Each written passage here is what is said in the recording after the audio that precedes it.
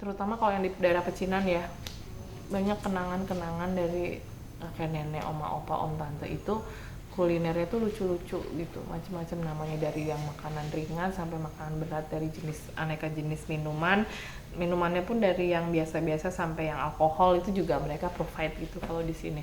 Belum lagi kayak teknik-teknik pembuatan kecap, terasi, garam, eh, tauco yang masih ada sekarang tuh juga masih ada, dan itu kuliner yang saya kira sangat beragam dan dipakai sama semua kalangan masyarakat di sini gitu. Kayak terasi, tadinya terasi kan diproduksi di rumah-rumah sini ya, terus kemudian sekarang terasi itu jadi diproduksi banyak sekali di daerah Bonang misalnya, kan itu kayak ada transfer teknologi, transfer apa, kesukaan kuliner gitu ya, dan jadi milik bersama. Aku kira itu keren banget. Terus belum lagi sekarang kayak pertukaran kuliner, ikan, masakan ikan gitu ya, banyak juga loh orang-orang kalangan yang katanya Tionghoa gitu makan makanan kuliner Jawa. Dulu inget katanya, oma siapa cerita, oma Lis itu, aku ya masak Jawa, karena orang yang bekerja di rumah itu mempengaruhi gitu kan, para pembantu yang waktu itu dipekerjakan di rumah-rumah besar selasem, mereka orang Jawa, akhirnya kan kuliner juga mix gitu.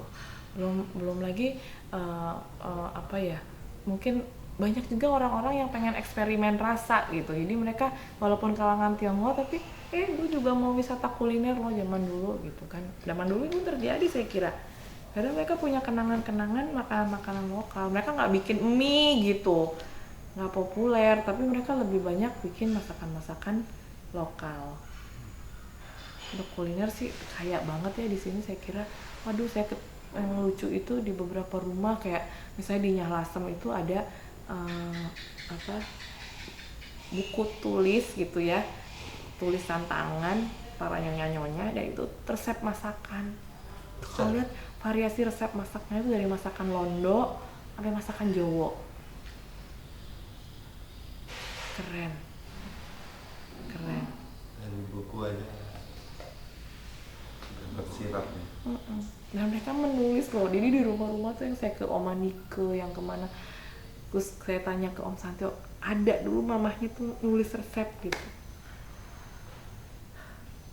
Deg-degan. Kalau tradisi nulis itu ditransferkan sama pembantunya enggak?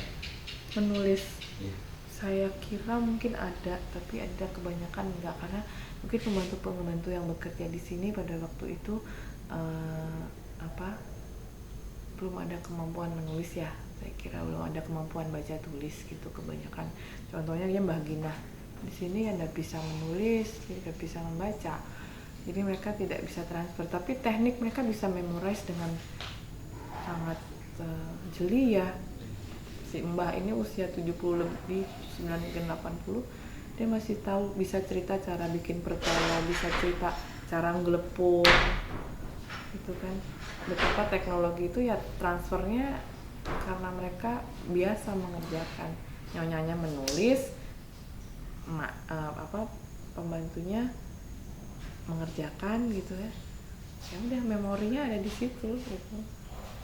Untungnya di sini kita masih bisa menemukan resep-resep kuliner, tinggal mungkin para penggiat kritis mau misalnya bikin acara aja, coba resep rumah ini dari buku ini gitu kan, mungkin bisa terjadi ya, why not gitu ya, karena itu kan masalah kuliner yang dulu dimasak di Lasem, dan ketika nyonya-nyonya rumah ini misalnya dia bikin kue dan ternyata dia jual, ini banyak penjual-penjual kue dari rumah-rumah besar ini yang dinikmati oleh kalangan Selasem.